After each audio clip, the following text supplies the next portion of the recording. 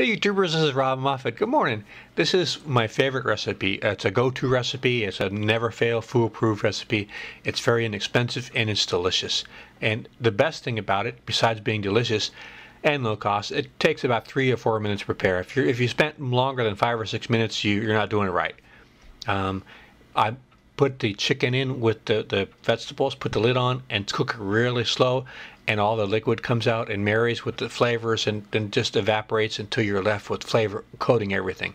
And you cook it long enough to where the chicken comes off the bone and the meat falls away from the bone, and you just have wonderful chicken. It's just delicious. I use a cast iron pan, put a little sunflower oil. You can use whatever oil you like. I start with carrots. I slice it super thin. I keep my carrots in these jars, airproof, and they stay firm a lot longer. Then you add the celery, slice it real thin. I use a mandolin slicer, slice it super thin, and then start adding the onions. I didn't add as much onions as I usually did or do in this recipe, but you can't go wrong with adding more onions. And then I add the parsley. Parsley's optional. I put it in the freezer and keep it frozen, and just take out a little bit and use it whenever I want to. It lasts a lot longer that way. I do the same thing with the garlic.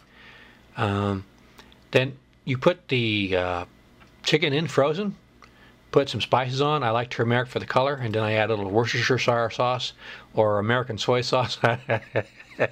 And today I had some Jenny O turkey links that were going to expire in a few days, so I thought I'd I've never done this before, but today I did because I'm making a video and do something I've never done before, right? That's a good time to do it. And but I'm going to cook in a pan, and they'll fit right in.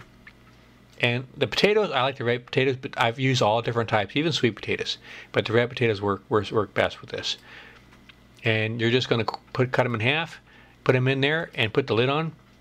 And now you're going to need a timer because you're going to forget this is cooking, because this is cooking so slow that you'll forget. About every 20 minutes you want to take a look. It could take as long as a couple hours, but you're only going to spend about 3 minutes in the preparation of this dish. And I'll show you what it looks like after about an hour. This is what it looks like in about an hour. You got a lot of liquid in the pan, and most of the vegetables are done. If you want to, you can take the potatoes out after they're done and not continue cooking, and so they don't get all mushy. But you want to just simmer that down real slow, low heat, and everything comes out and starts marrying those flavors, and you're going to have a wonderful, tasty dish that's foolproof. And when you're done, the meat's going to be falling off the bone. It's going to be a little bit dry. In fact, you can even, if you do it right, have the skin a little bit of crispy, even though it isn't fried, because it's starting to stick to that iron pan. And notice the vegetables aren't nuked, they're not turned into mush. They're still identified as vegetables, so you're not using real high heat here. That's the key. And when you're done, that just melts in your mouth. It's a wonderful dish, low cost, take 3 or 4 minutes to prepare, and it's the easiest, tastiest, lowest cost, flavorful dish that I can think of, that I make. Hope this little tip helps you guys. I add new videos every week, and if this doesn't make you hungry, maybe you shouldn't watch my videos anymore. All right, guys. Take care.